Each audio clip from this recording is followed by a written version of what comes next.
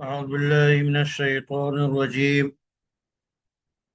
بسم الله الرحمن الرحيم. ولا تجعلوا الله عرضة لأيمانكم أن تبروا وتتقوا وتصلحوا بين الناس والله سميع عليم. آیت کریمہ 224.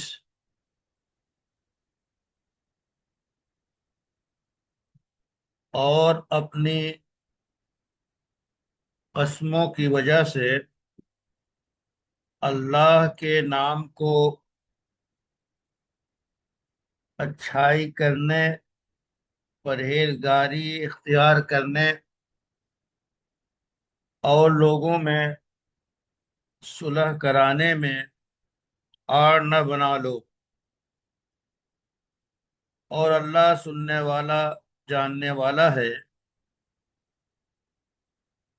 اس آیت کریمہ میں ہدایت ہے کہ اپنی قسموں کی وجہ سے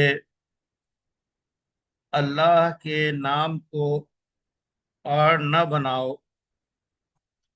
اس سلسلے میں جو مفسرین نے شان نزول نقل کیا ہے اس آیت کا، کہ سیدنا عبداللہ ابن رواحہ جو ہیں، انہوں نے یہ قسم کھا لی تھی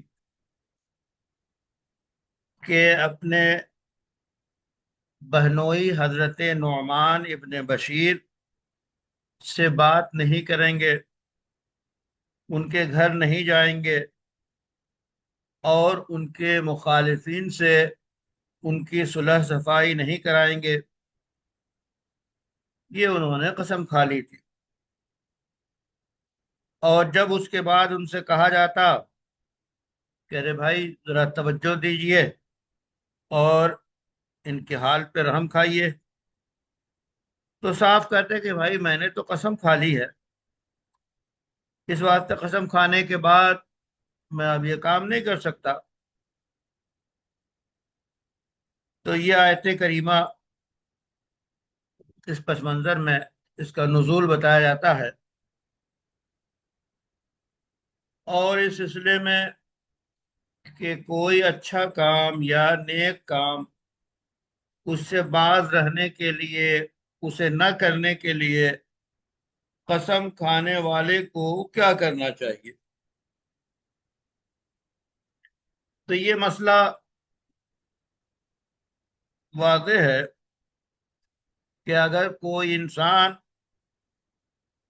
اچھے کام سے رکنے کے لیے، نیکی سے باز رہنے کے لیے قسم کھا لے، تو اس کو چاہیے کہ قسم کو پورا نہ کرے، بلکہ جس نیک کام سے رکنے کی قسم کھائی ہے وہ نیک کام کرے اور قسم کا کفارہ دے۔ سیدنا ابو ہریرہ رضی اللہ تعالی عنہ سے اس سلسلے میں روایت ہے، جس کو امام مسلم نے تخریج کی ہے، کہ رسول اللہ صلی اللہ علیہ وسلم نے فرمایا کہ جس شخص نے کسی معاملے میں قسم کھا لی، پھر اسے پتہ چلا کہ وہ کام جس سے قسم کھائی ہے وہ زیادہ بہتر ہے، اور تو ایسے وقت میں اسے چاہیے کہ اس بھلے کام کو کر لے اور قسم کا کفارہ ادا کرے۔ تو گویا حاصل یہ نکلا السلام کہ علیکم۔ اگر کوئی یہ قسم کھا لے کہ کوئی فلاں نیک کام نہیں کرے گا، فلاں بھلا کام نہیں کرے گا، تو اس کے لیے بہتر یہی ہے کہ قسم کو توڑ دے، قسم کا کفارہ ادا کر لے اور اس بھلے کام کو کر لے۔ یہ تو اس آیت کا پس منظر، مفہوم السلام اور اس سے علیکم۔ نکلنے والا۔ اس سے پہلے کی آیت جی फरमा रहे हैं कुछ? अस्सलाम इरफान साहब, वालेकुम। इससे पहले गायब छूट गई। आप कुछ फरमा रहे हैं या? जी, इससे पहले गायब छूट गई ना। हाँ, इससे पहले।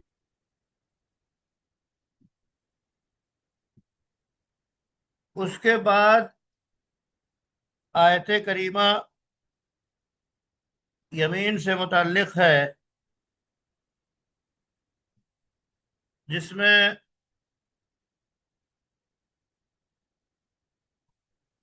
वो आयत करीमा ये है, ला युआखिजुकुमुल्लाहु बिल्लग़्वी फी अयमानिकुम वलाकिन युआखिजुकुम बिमा कसबत कुलूबुकुम वल्लाहु गफूरुन हलीम। और अल्लाह इन कस्मों में तुम्हारी गिरफ्त नहीं फरमाएगा जो बेइरादा जबान से निकल आए। हाँ, उस पर गिरफ्त फरमाता है जिसका तुम्हारे दिलों ने कज़्ब किया हो, और अल्लाह बहुत बख्शने वाला और इल्म वाला है। यहाँ अल्लाह ने फरमाया कि ला युआखिदुकुमुल्लाहु बिल्लग़्वी फी अयमानिकुम, कि इन कस्मों में तुम्हारा मुआखजा नहीं फरमाएगा जो बेइरादा जबान से निकल आए। तो इस सिलसिले में फुकहा ने जो यमीन की या कसम की किस्में बयान की हैं, वो तीन तरह की कस्में बयान की जाती हैं कि तीन किस्म है। एक को यमीन लग़व कहते हैं, एक को यमीन गमूस कहते हैं, और एक को मुनअक़िदा कहते हैं। लग़व का मतलब क्या है? किसी चीज को अपनी दानिश में दुरुस्त समझकर कसम खाई, जबकि हकीकत उसके खिलाफ है, तो ये कसम माफ है, इस पे कोई कफारा नहीं है। दूसरी गमूस का मतलब ये है कि किसी गुजरे हुए वाक़े या किसी गुजरे हुए हादसे या बात पर जान बूझ कर झूठी कसम खाई, तो ये कसम खाना हराम है, और रसूलुल्लाह सल्लल्लाहु अलैहि वसल्लम से इस बारे में वईदें मौजूद हैं। तीसरी किस्म जिसे यमीन मुनक़िदा कहते हैं, वो ये है कि किसी आइंदा चीज पर कसम खाए कि मैं ऐसा करूंगा या नहीं करूंगा। अब इस कसम को अगर तोड़ देता है, तो इस सूरत में कभी ऐसा भी होता है कि गुनाह भी हो, गुनहगार भी होगा, और कफारा भी लाजिम आएगा। और इसके मसाइल, तो तीन किस्में कसम की ये बयान करते हैं फुक़हाए किराम। लहज़ा लोग,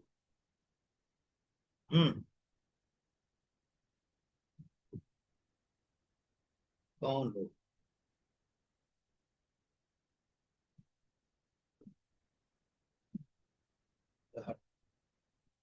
हटाओ हटाओ उसको।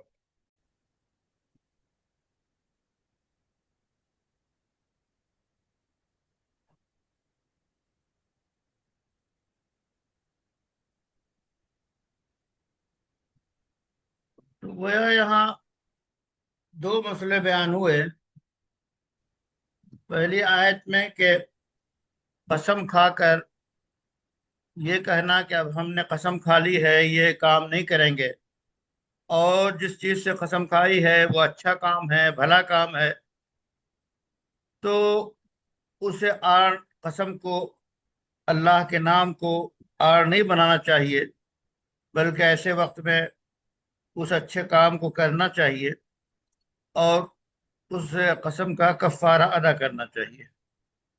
उसके बाद फिर कसम की तीन किस्में बयान की गई, लव, गमूस, मुनक़िदा। इन तीनों के अक़साम ابتدائی طور پہ جو خلاصہ ہے وہ میں نے بیان کیا، پھر ملا جیون علیہ الرحمہ اس کے تحت گفتگو فرما رہے ہیں، اس سے آپ بعد میں سنیں گے۔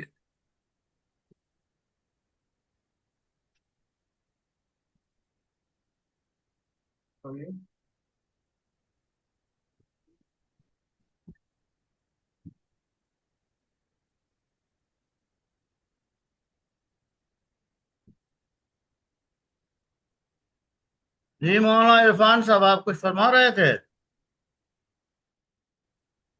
جی اس سے پہلے کہ ایک آیت چھوٹ گئی. جی، میرے ذہن میں وہ آئے تھے وہی سرون کا. جی جی، موجود ہے میرے ذہن، ہم نے اس کو مقدم کیا۔ اچھا کوئی بات نہیں. جزاک اللہ. جی ٹھیک ہے.